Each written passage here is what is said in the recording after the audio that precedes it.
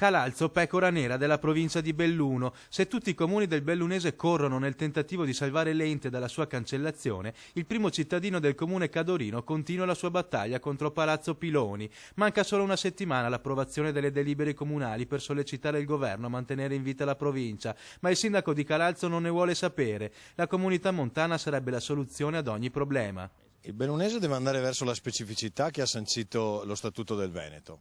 Questa non necessariamente debba essere con un ente provincia. Io credo che ad esempio per il Cadore vada benissimo una macro comunità montana che raccolga tutti e 22 ed anche Cortina i comuni del Cadore. E secondo il primo cittadino sarebbe il modo migliore per far valere le proprie richieste in ambito istituzionale. Credo che sia un ambito ottimale per fornire servizi e anche per avere un certo peso quando andiamo a chiedere qualcosa.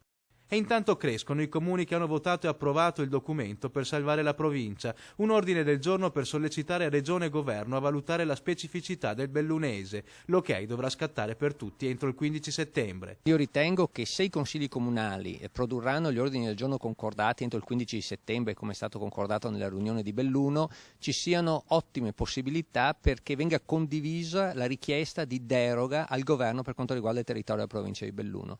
Nel Veneto si sta capendo che la montagna bellunese, che la provincia di Belluno interamente montana, ha necessità e modalità di gestione diverse dal resto del territorio.